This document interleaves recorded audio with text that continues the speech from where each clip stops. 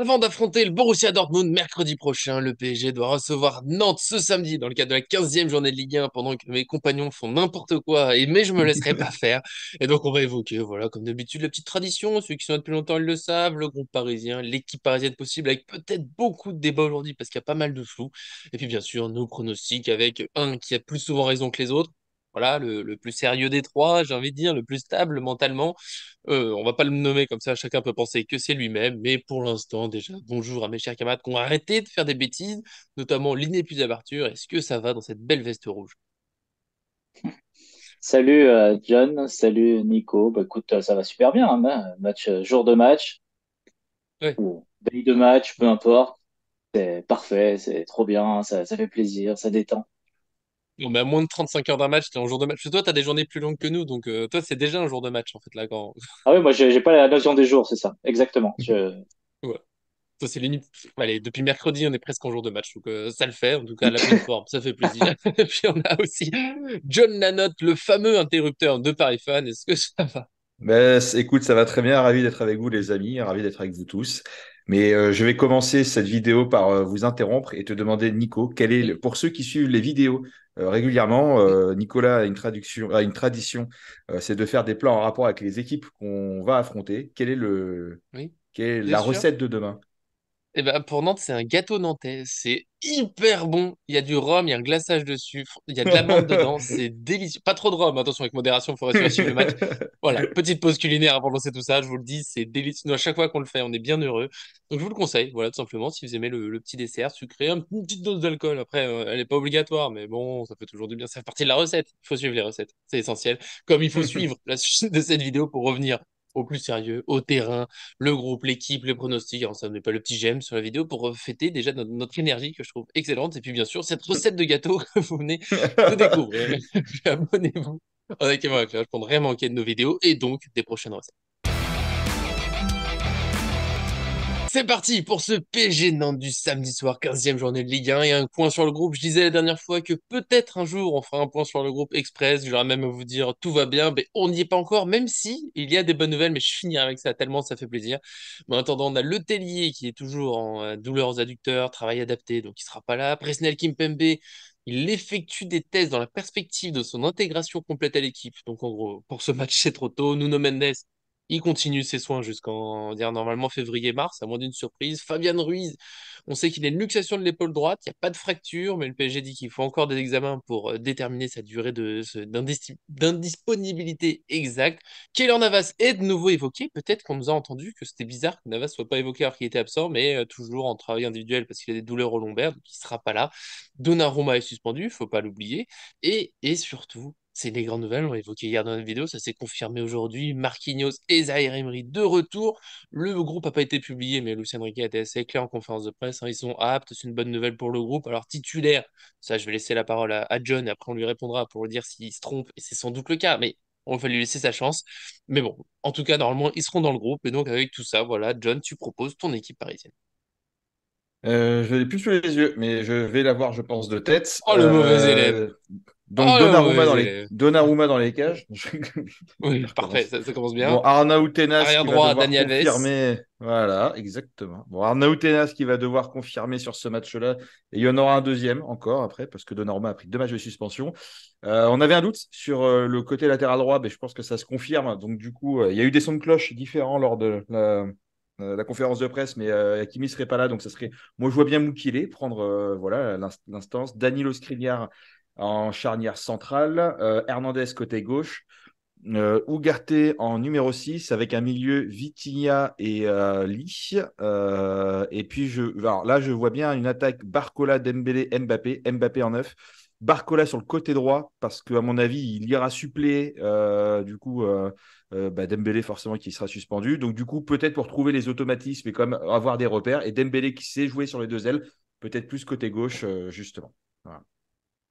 Et Luis Enrique sera J'entends. entraîneur. Oui, oui, oui, bientôt moi, bientôt moi.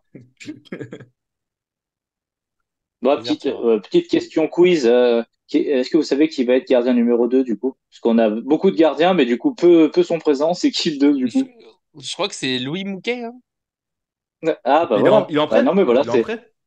C'était ma question. J'étais plus sûr du coup avec tous ces absents dans les cages, Le Tellier, Navas Moi, et donc Donnarumma. Ok, bah après bon sinon, je suis dispo. pour Pardon. la composition de John, bah je sais pas où il a vu que Hakimi serait pas là demain à part Ambre Godillon, mais je crois que Nico ne sera pas tout à fait d'accord si on suit plus Ambre Godillon que Luis Enrique. Donc je ne m'avancerai pas là-dessus. Donc du coup, Luis Problème. Enrique a semble-t-il confirmé qu'il n'y a pas de raison qu'il soit pas dans le groupe et je pense que s'il est dans le groupe, il va jouer. Après voilà, je peux me tromper et Mhm. la compo de John je la valide aussi également. Hein. Mukele est largement capable de jouer là. Hakimi de se reposer, aucun souci avec ça.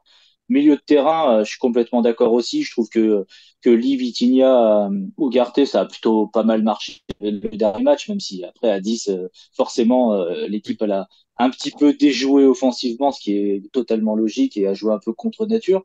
Après, offensivement, j'ai plus de doutes parce que je me dis deux matchs de suite où il commencerait ni avec Colomwani, ni avec Mm. ni avec Gonzalo Ramos, ça me paraîtrait peut-être un peu bizarre. Après, je crois que donner sa chance à Barcola est peut-être une évidence. Moi, je ferais la petit changement. Je mettrais Barcola à droite, je mettrais Mbappé à gauche et je mettrais Gonzalo Ramos dans l'axe parce que Barcola, évidemment, le faire remplacer par Dembélé, ça me paraîtrait une bonne idée pour le match de mercredi et puis du coup le voir après le fait qu'il ait joué que 12 minutes lors du dernier match. Mbappé plutôt sur le côté, puisqu'il a bien dit qu'il avait une totale liberté. Et donc Gonzalo Ramos, parce que bah, je l'apprécie bien, je trouve il fait bien le boulot. Et contre Dortmund, ça pourrait être intéressant d'avoir un gaillard capable de mettre des buts de la tête. Et qu'on sort déjà Dembélé, on va dire, pour préparer Dortmund. Mais ça a une logique, On hein, fait parce rentrer que en fin de match. Ouais. ouais, la difficulté sur ce genre de match, c'est qu'évidemment, il faut gagner contre Nantes et Dembélé, il a vachement aidé depuis le début de saison. Il est très dur à remplacer, je trouve, par rapport à ce qu'on a vu sur le début de saison, mais en même temps, bah, il sera pas là, il vaut mieux être prêt parce que Dortmund ne peut pas arriver sur ce match sans un minimum d'automatisme. Et donc, bah, moi, j'aime bien Ramos, je sais que certains ont du mal avec lui, mais elle me va bien cette idée Mbappé, Ramos, Barcola. En plus, je pense que ça peut pas mal marcher comme attaque. L'autre option, comme ça on aura fait un peu le tour, c'est de mettre Kolo Muani, sinon à droite, du coup, Barcola à gauche, Mbappé. Si on est dans l'idée d'Mbappé, c'est ça qui était un peu pas clair, si tu l'as dit, hein, Lucien Riquet en conférence de presse, ça me dit que Mbappé, il a de la liberté de toute façon. Il a été plutôt dans l'axe dernièrement, il a commencé plutôt à gauche, mais je pense pas que Luis Enrique soit fermé à l'idée de le remettre plutôt à gauche. Et puis même si c'est Barcola, Mbappé, Kolo Muani, tu sais, ça peut beaucoup bouger entre les trois, ça peut être bien aussi pour perturber une défense. Donc, voilà, je pense que c'est l'autre option, moi, que j'envisageais un peu, mais c'est vrai que Ramos, ça me dérangerait pas. Au milieu, je vous embêterai pas. On n'a pas 40 000 joueurs disponibles, sauf à faire remonter Solaire ou Danilo, mais ils ont tellement pas joué que je pense pas. Là, ça va être un peu le côté répétition générale aussi. Il y a Zaïre Emery, mais titulaire dès l'entrée, j'y crois pas. Pas sur ce match-là. Contre Dortmund, on verra par rapport à son temps de jeu contre Nantes. Je pense qu'il va rentrer en jeu quand même. Mais titulaire, ce serait vraiment une surprise. La défense, Marquinhos, pas titulaire. Bon, il revient juste de blessure aussi. Est-ce que ça va être la prudence à fond? Après, on a déjà vu Danilo hein, être titulaire. Il revenait de blessure et il a été titulaire d'un coup. Donc peut-être que Marquinhos sera titulaire. Il n'a pas été absent si longtemps que ça, hein, finalement, comme Zaire Emery. Voilà, c'est toujours la défense Danilo Skriniar. Alors elle a marché plutôt. C'était un peu mieux, on va dire, dernièrement. Mais elle me rassure pas complètement. Et à droite, ouais, Hakimi, moi j'ai compris qu'il pourrait jouer. Après, c'est vrai que s'il se repose, c'est pas non plus complètement choquant, même si là on a une semaine sans match, mais il y a Dortmund qui arrive. Voilà, un peu de rotation possible, mais Hernandez à gauche. Et puis voilà, moi je mets le petit doute Marquinhos par rapport à ce que vous avez dit. Et cette petite attaque, on aura fait un peu les trois possibilités, je Après, ouais, moi, juste, je rebondis sur. Voilà, je me méfie toujours des commentaires et de tout ce qu'on peut dire. Écoute, on est quand même pas mal crois. interprété dans nos propos. Je ne veux pas une défense Danilo Skriniar. C'est très clair. C'est juste que on a vu que pour Luis Enrique, c'était largement une possibilité et que Oui, il fallait parfois s'y attendre. Effectivement, John, c'est toi qui l'as dit hier, je crois que Danilo avait été très bon contre le Havre. Et effectivement, il a été très bon. Donc, voilà, moi dans mon idéal, Danilo, Marquinhos, Hernandez, Mukiele, c'est des joueurs que j'aime bien voir en jouer ensemble et tout. Je trouve qu'il y a une bonne dynamique. Skriniar, j'ai un peu plus de mal, mais je crois que pour Luis Enrique, Skriniar sera sur le terrain et je suis assez d'accord avec toi, Nico. Marquinhos, il y a vraiment ce doute parce que quand même en conférence de presse, moi j'aime bien m'attacher un petit peu à la manière dont il répond aux questions. Il a une question sur et Marquinhos et Warren Zaïre-Emery. Il répond très clairement sur Marquinhos, il laisse un blanc. ouais, La question est reposée sur Zahir Emery. Il répond effectivement. Donc, j'ai l'impression qu'il y a voilà, un petit clivage entre les deux. Genre, Marquinhos, c'est plutôt prêt et Warren Zahir Emery, c'est prêt, mais attention quand même. J'ai eu cette ouais. impression-là.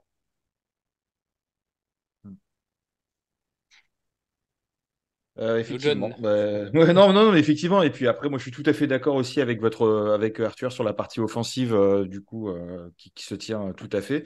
Un qu'on a peut-être aussi un peu oublié, qu'on a recommencé à revoir, c'est Asensio, qui serait pas impossible qu'il soit C'est positionné vrai que en je l'ai second vraiment attaquant. littéralement oublié. Ouais, ouais, ouais, mais donc c'est pas possible qu'il soit positionné en second attaquant, peut-être pour commencer un peu, puis qu'il y ait de la rotation dans le match. Voilà, hein, il a commencé à reprendre la course, enfin il a commencé à reprendre de la course en tout cas sur des matchs officiels, donc voilà. Et après juste sur Hakimi, je rebondis juste sur ça. Effectivement, si Hakimi est disponible, pour moi il sera effectivement titulaire et on aura peut-être un Mukiele dans l'axe ou en tout cas sur la partie sur la partie latérale gauche. Mais soit il y a eu un problème de traduction, c'est-à-dire que soit Ambro Godillon elle a rien compris à ce qu'il s'est dit, soit le traducteur s'est planté dans la traduction, mais il y a enfin Ambro Godillon a bien dit qu'il ne serait pas dans le match de demain. Donc, avec une grosse affirmation. Donc, soit c'est pour réappuyer peut-être la mauvaise traduction qu'il y a eu avant.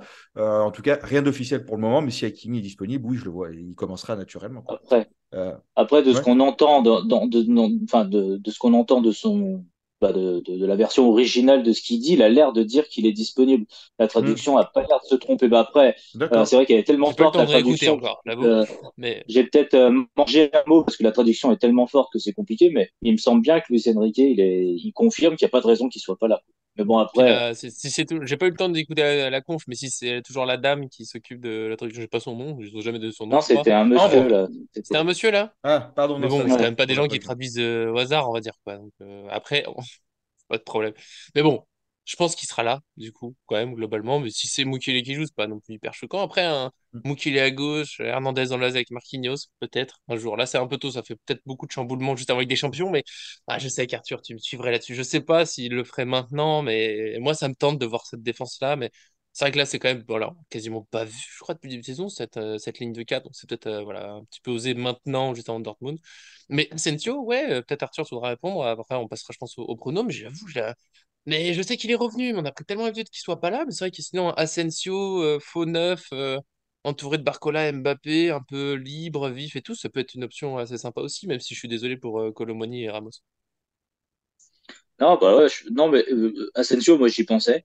Mais du coup, pour être honnête, je trouve qu'après, c'est dans le feeling, la manière dont les choses sont amenées, c'est-à-dire, les deux sont très critiqués. Il y a un joueur qui revient de blessure, bon, à qui on lui laisse du temps parce qu'on sait qu'il peut facilement se blesser.